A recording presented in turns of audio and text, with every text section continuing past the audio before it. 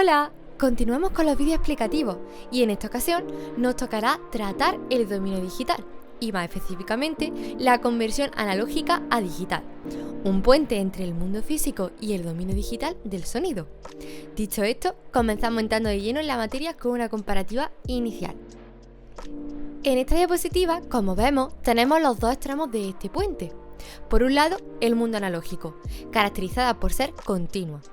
La información puede tomar infinitos valores dentro de un rango y varía de manera suave y progresiva, como ocurre con el sonido captado por un micrófono. Por otro lado, se caracteriza por trabajar con información discreta, representada principalmente mediante bits de ceros y unos. Todo esto se codificará en datos numéricos que los dispositivos electrónicos pueden procesar, almacenar y transmitir, como la interfaz de audio que usamos los técnicos de sonido. Para transformar una señal del mundo analógico, que es continua, en una señal del mundo digital, discreta, y que pueda ser procesada por un ordenador o un sistema electrónico digital, debemos seguir el proceso ADC basado en tres etapas. La primera etapa es la frecuencia de muestreo, donde se toman muestras de la señal analógica a intervalos regulares de tiempo, convirtiendo una señal continua en una secuencia de valores temporales. Básicamente es la velocidad a la que se toman las muestras. Por otro lado, tenemos la segunda etapa, basada en el bit depth o profundidades de bits, que divide el eje y el de la amplitud en niveles específicos y es la que dará la precisión a cada muestra.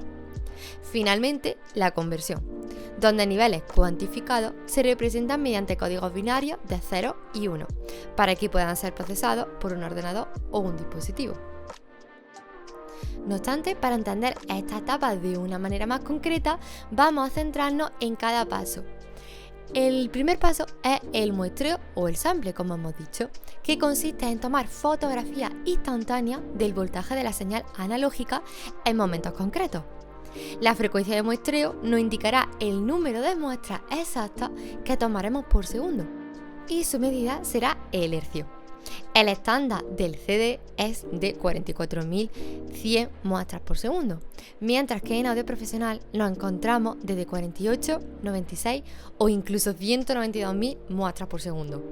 La elección de esta muestra no es aleatoria, sino que responde a un principio matemático. A este se le conoce como el teorema de Nyquist, haciendo tributo a su creador, y establece que para convertir correctamente una señal analógica a digital sin perder información, la frecuencia de muestreo debe ser al menos el doble de la frecuencia más alta presente en la señal. Si se muestra por debajo de este límite, aparece el fenómeno de aliasing, que hace que diferentes frecuencias se confundan y la señal digital resultante no presente correctamente la señal original. Vamos a ver este término mucho más detenidamente. Si la señal de entrada superara la mitad de la frecuencia de muestreo, esto solo generaría frecuencias fantasmas o lo que se conocen como falsas en el audio. La solución analógica estándar consiste en colocar un filtro pasabajo justo antes del conversor ADC, el cual se encargará de eliminar cualquier frecuencia por encima del límite de Nyquist. Ahora pasamos al paso 2, que recordamos que era la cuantificación. En esta etapa deberemos de asignar un valor numérico a la intensidad de la muestra obtenida. Como no podemos tener infinitos decimales, el sistema redondeará la amplitud al nivel más cercano permitido por la resolución. Esto afectará directamente al rango dinámico del sistema. Para ver la evolución de la cantidad de bits, podemos observar las siguientes cifras. La cantidad de niveles disponibles crece exponencialmente. Como vemos, mientras que 8 bits solo ofrece 256 niveles, y el estándar del 16 bits del CD aporta 65.536 niveles, el estándar profesional de 24 bits nos brindará hasta 16.777.216 niveles de amplitud. La regla electroacústica nos cuenta que cada bit adicional añade aproximadamente 6 decibelios de rango dinámico. Sin embargo, este redondeo entre la señal original y la cuantificada genera lo que se conoce como error de cuantización. En amplitudes muy bajas, este error se produce como una distorsión áspera, y para solucionarlo se añade el deesser, un ruido aleatorio de bajo nivel que linealiza el error, convirtiendo esta distorsión en un sisio constante casi inaudible. Con esta señal ya corregida, pasamos entonces a la última etapa. Y de esta etapa hablamos de la codificación binaria, que consiste en la conversión del valor cuantificado en una cadena de bits de 0 y 1, como hemos visto anteriormente. En la tabla podemos observar diferentes estados de señal, como es el silencio o la amplitud baja, media o el pico máximo, a un lenguaje de codificación binaria concreta.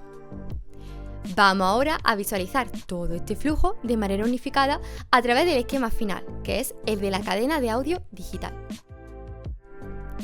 Por lo tanto, partiremos de la captación del transductor y aplicando el filtrado anti-aliasing analógico, entraríamos a la ADC para ejecutar el muestreo y la cuantificación.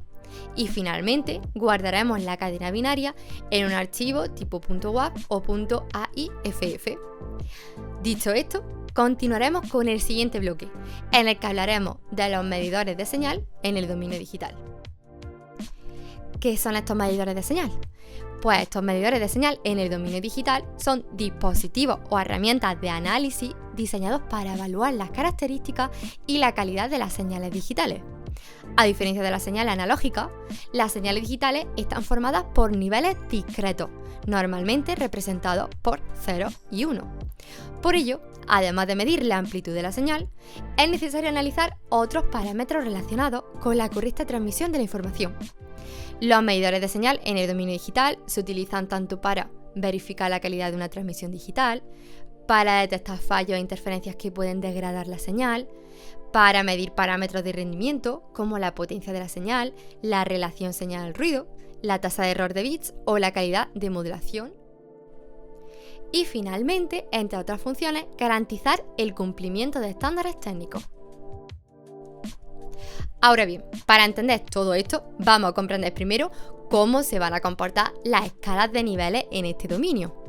Las escalas de nivel son fundamentales, porque las señales digitales pueden variar enormemente en intensidad. Por este motivo, en telecomunicaciones y en electrónica se emplean con frecuencia escalas logarítmicas, especialmente las basadas en decibelios. El comportamiento de esta escala de nivel podemos verla en un ejemplo.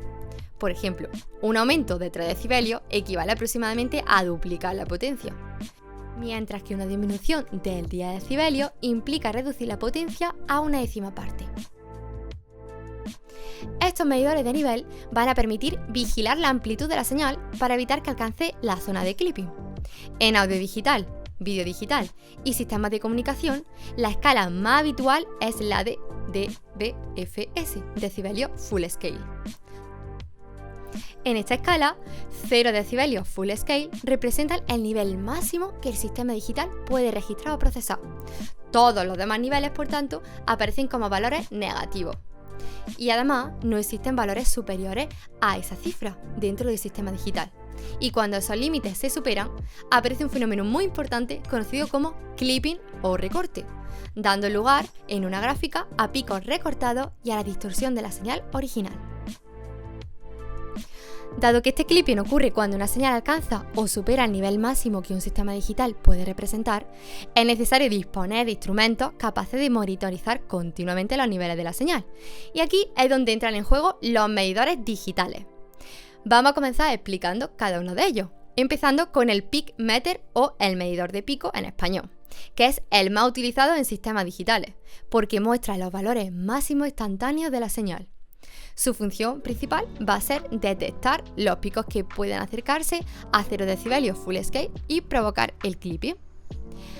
Por otra parte, tenemos el medidor RMS, que va a calcular el valor eficaz de la señal, proporcionando una medida más representativa de la potencia real. Permite comparar señales desde el punto de vista energético. En tercer lugar, tenemos el bummeter, que es un tipo especial de medidor de valor medio ampliamente utilizado en audio profesional. Va a indicar la percepción aproximada del volumen y tiene una respuesta relativamente lenta, por lo que no muestra con precisión los picos rápidos. Además, dentro de los medidores de nivel digitales, uno de los más importantes es el Peak Program Meter. Surgió como una alternativa al bummeter. No obstante, este peak está diseñado para responder rápidamente a las variaciones de nivel, permitiendo detectar transitorios que podrían pasar desapercibidos en otros tipos de medidores. Suelen aparecer en entornos de radio o broadcast. Y finalmente tenemos el Loudness Meter, que mide la sonoridad, es decir, el volumen percibido por el oído humano en unidades lux.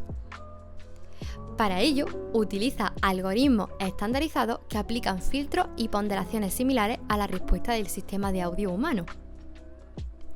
Después de ver, por tanto, estos medidores de señal, es fundamental no pasar de diapositiva sin ver dos conceptos importantísimos. El primero es el headroom, que se refiere a la diferencia entre el nivel normal de trabajo de una señal y el nivel máximo que el sistema puede manejar antes de que aparezca distorsión o clipping. En audio digital, el límite absoluto está fijado por 0 dBFS. Por lo tanto, el headroom se calcula como la diferencia entre el nivel de trabajo y esta cifra.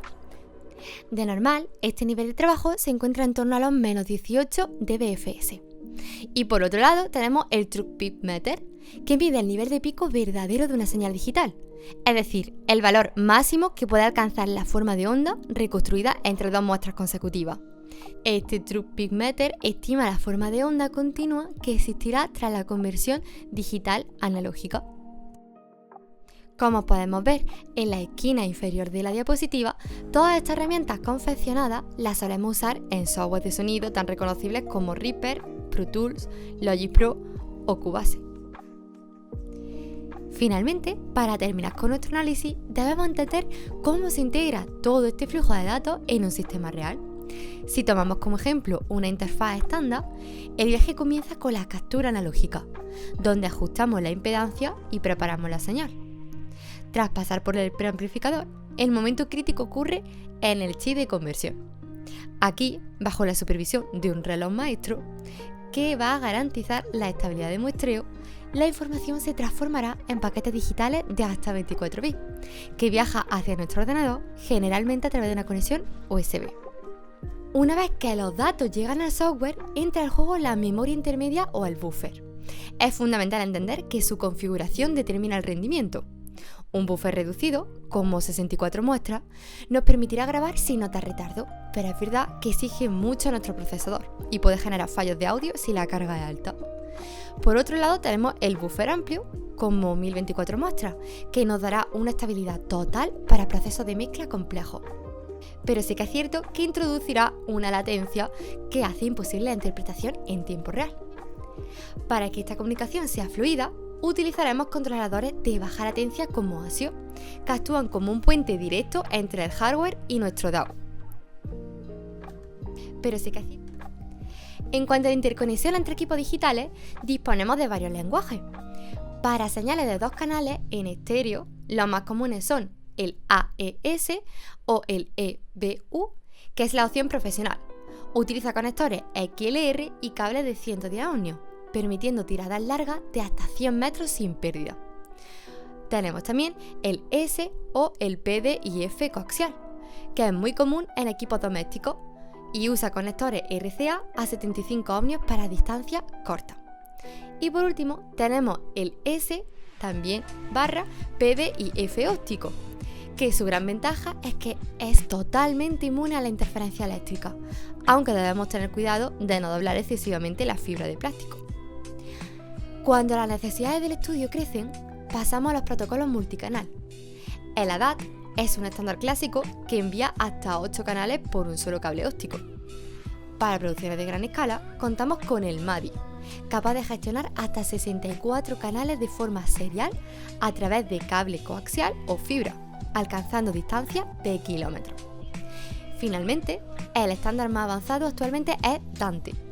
Este sistema utiliza infraestructuras de red convencionales como cable de datos CATA5 o CAT6 para evitar cientos de canales con un control total mediante software, marcando el presente y el futuro de la conectividad en la industria. Y con Dante acabamos la presentación sobre el dominio digital. Espero que se haya entendido todo y nos vemos en el próximo vídeo.